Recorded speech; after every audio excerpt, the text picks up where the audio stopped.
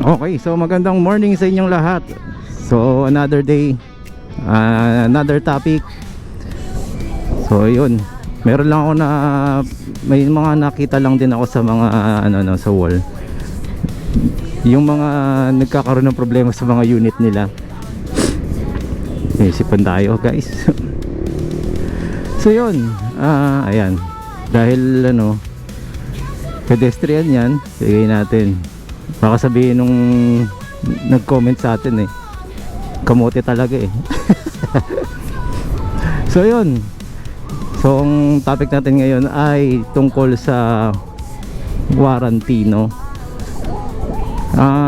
Ang warranty po, ang kino-cover po dito yung mga sa motor, kasi electronics kasama yan, pagka ginalaw mo yan mawawala warranty. Hindi na nga nasusunod no? Kasi yung pinaglalaban ng tao hindi naman nila naiintindihan, tapos magrereklamo, magbabash, no? So ang gulong hindi po kasama sa warranty yan. Kung ikaw po ay nadaan sa lubak na napako o nabutas, hindi po kasama yan. So yung mga motor hub yan, kasama po yan. Kung sakali man po mag-overheat yung motor hub, biglang huminto, may nag-lose ng connection, yan, covered po yan. Controller, ganun din po, covered po ng warranty yan. Mayroon pong mga limitations din po yan. Hindi po ibig sabihin ng palit kagad, no? Hindi ibig sabihin ganun. At mind you guys, yung mga iba, ang ginagawa, nire-repair. Kung kaya po i-repair, i-repair nila. Hindi po kagad nila basta papalitan ng bago. Ganon din po sa warranty ng mga Apple dati. Yung Apple products, yung mga iPhone. Yung iPhone ko po dati, dahil 12 months to pay yon. Tapos nilagay ko sa motor, guys. Tapos nag-ride kami. Ride kami sa Batangas. So ginamit ko siyang pang Waze, no? Hindi okay. So yun, nandun na kami sa venue, magbi-video ko, magpi-picture sana ako. Guys, ayaw mag-focus. So duling na siya, duling. So yun yung mga ma-vibrate kasi yung motor, di ba? Tapos nalulubak. So ganun po pala sakit nung iPhone na yun. So ngayon, dinala ko sa Apple Center o Apple ki-cover nila yung warranty. Re-repairin nila. Before, yung dating nauna kong binili, hindi po nire-repair yung iPhone. Palit bago po. Ganun po yung warranty nila, yung customer service nila. Kaya ang sarap bumili ng iPhone noon. Pagka nagka-problema, bago ulit, pati battery mo bago. Ngayon nire-repair na lang po nila. At yung ibang iPhone ngayon, walang charger, guys. Bibili ka pa. So yun yung mga dahil masyadong na-abuse din ng iba, ayan, nag-a-adjust din po yung mga manufacturers or yung mga nagbebenta, no? Okay, so going back sa electric motorcycle. Yung mga preno hindi rin po kasama yan kasi wear and tear po yan, no? Then yung battery, yan, yung battery may warranty po talaga yan. Huwag nyo lang po gagalawin. Pero minsan masyado mabait po din yung company, para hindi lang po din masira at magpapakilala sila na maayos talaga, pinapalitan nila, di ba? Pero yung iba po niya, nire-repair lang po talaga yung battery, no? Hanggat maaari po, kasi naka-place sila doon sa sistema na 1:1 muna, di ba? So yun yung partner niya, naka-serial code, dahil sa rehistro, guys, yan po yung nagre-reflect. So yun po yung mga kailangan nyo din po malaman, no? Meron kasi nabutasan ng gulong. Paano to? Pinapapalitan gulong, guys, hindi kasama yun, no? Para po to sa mga itong video na to, para sa mga hindi po nakakaalam pa.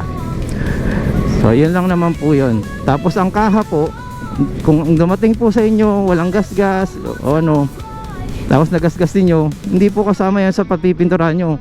Una-una, wala pa po tayong insurance, no? Sa kotse napapapinturan yan dahil may mga insurance, no?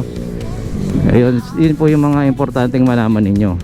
So ngayon, yung mga magtatanong po, mga may rehistro, basta may rehistro, pwede nyo na pong ipa-insure yan. Meron na pong plate number, may ano yan. Pwede ko po kayong bigyan ng quotation para dyan. Sabihin nyo lang po sa akin. So may insured man lang yung ano ninyo.